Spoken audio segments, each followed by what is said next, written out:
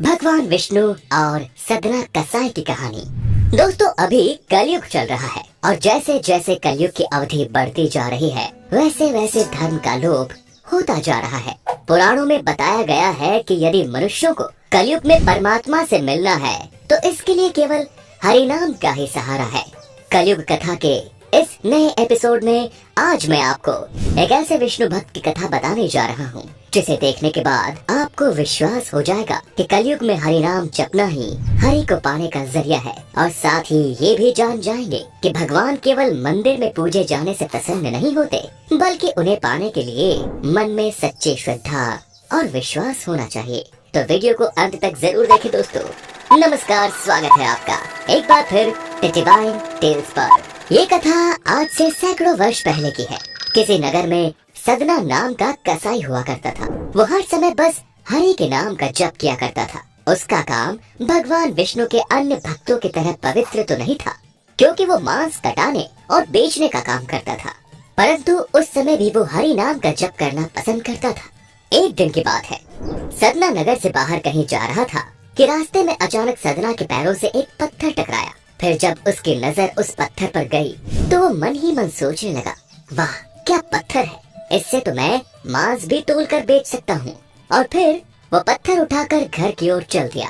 लेकिन मित्रों, आपको बता दूं कि सदना कसाई जिसे साधारण पत्थर समझकर उठा लिया था, वो कोई मामूली पत्थर नहीं बल्कि भगवान विष्णु का पाषाण स्वरूप यानी शालिग्राम पत्थर था। सदना शालिग्राम पत्थर के प्रभाव और चमत्कार से अनजान होने के कारण उसे अपनी दुकान पर ले गया और फिर उस पत्थर से वो मांस तौल कर बेचने लगा।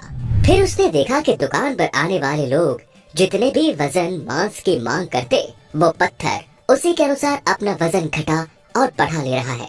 अब तो वो एक ही पत्थर से सभी माप करता और हरि नाम लेता जाता।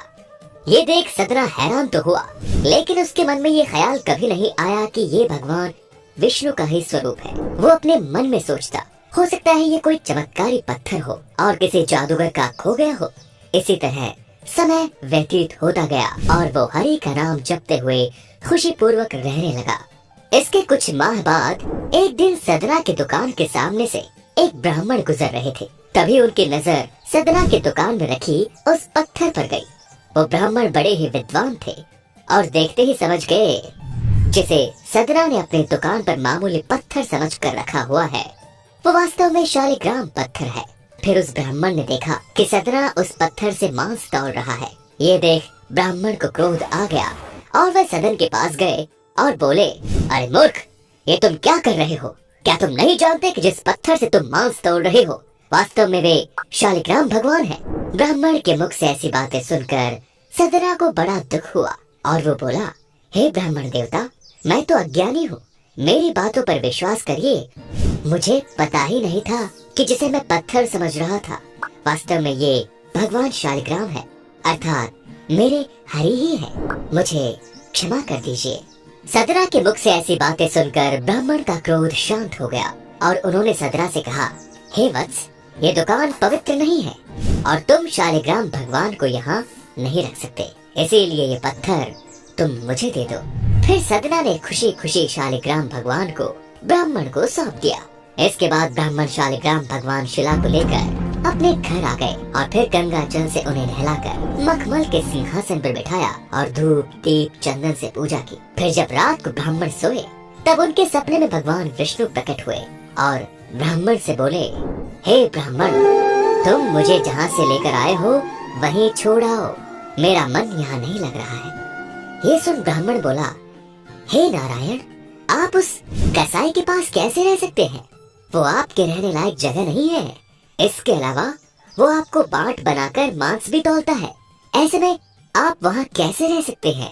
ब्राह्मण की बातें सुनकर भगवान विष्णु मुस्कुराए और बोले, ब्राह्मण, आप नहीं जानते कि जब मेरा भक्त सदना मुझे तराजू में रखकर मांस तौलता है तो मुझे ऐसा लगता है जैसे वो मुझे अपने हाथों से झूला झूला रहा हो। भले ही उसका कार्य मांस काटने का हो, परंतु ये कार्य करते समय भी वो हर समय मेरा नमन करता रहता है, जो सुनकर मुझे बहुत प्रसन्नता होती है। इसीलिए जो आनंद मुझे वहाँ मिलता है वो यहाँ नहीं मिलता।